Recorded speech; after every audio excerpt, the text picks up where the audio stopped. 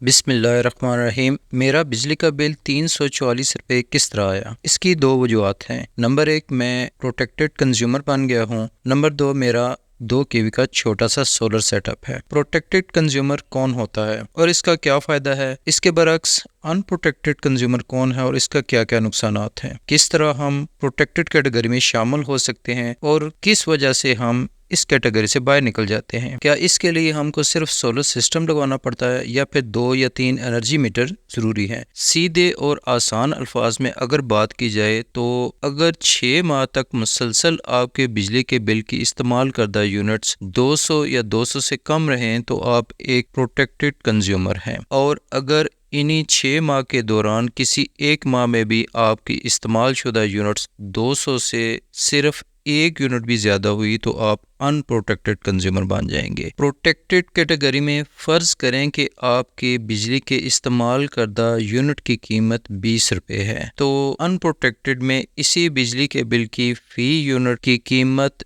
50 روپے تک بھی ہو سکتی ہے، اور یہ ظلم صرف اور صرف 1 یونٹ کے اضافہ سے بھی ہو سکتا ہے۔ یہ میرے اپنے گھر کا بل ہے۔ اس بل میں آپ دیکھیں کہ بجلی کی فی یونٹ کا ریٹ 18 روپے 9 پیسے لگایا گیا ہے، اور ایک اور بل میں دیکھیں کہ اس میں بجلی کی فی یونٹ کا ریٹ 16 روپے 4 پیسے ہے۔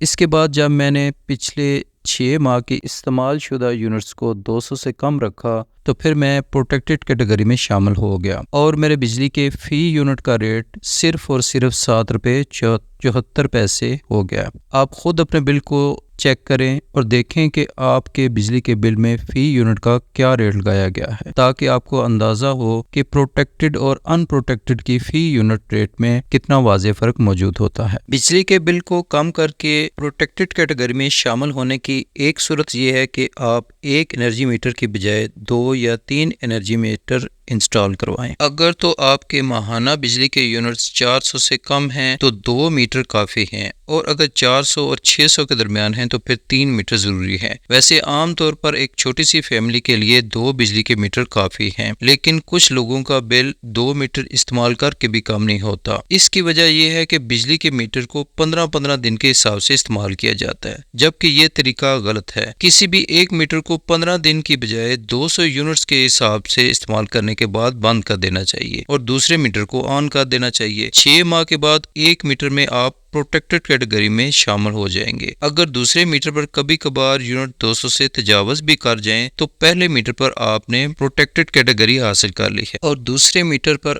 آپ ان پروٹیکٹڈ رہیں گے۔ اب پہلے میٹر پر آپ کے بجلی کا بل پروٹیکٹڈ کیٹیگری کے لحاظ سے آئے گا، جو کہ ان پروٹیکٹڈ کیٹیگری کے لحاظ سے بہت کم ہوگا۔ اب دوسری صورت میں اگر دونوں میٹر 15 دن کے حساب سے استعمال کیے جائیں تو ایک میٹر کے یونٹس 201 ہونے پر آپ کبھی بھی پروٹیکٹڈ کنزیومر نہیں بن سکیں گے، اور الٹیمیٹلی دونوں میٹر استعمال کرنے پر بھی آپ کا بجلی کا بل زیادہ آئے گا۔ آپ ضرور اس بات کو سمجھیں اور اسی طریقہ سے بجلی استعمال کریں تو انشاءاللہ آپ کے بل میں ضرور کمی ہوگی۔ پروٹیکٹڈ کیٹیگری میں آنے کی دوسری وجہ 4 پلیٹ کا چھوٹا سا سولر سسٹم ہے، جس کو میں 2 kV کے UPS کے ساتھ استعمال کر رہا ہوں، جس پر دن کو میں فریج، استری، 4 پنکھے اور 1 کولر استعمال کرتا تھا، اور رات کو میں بجلی آن کر لیتا تھا۔ مگر پھر میں نے اپنے چھت کے پنکھے تبدیل کر کے AC/DC والے کم بجلی استعمال کرنے والے پنکھے لگائے، اور رات کو میں نے بجلی کا استعمال ختم کر دیا، اور یہ 4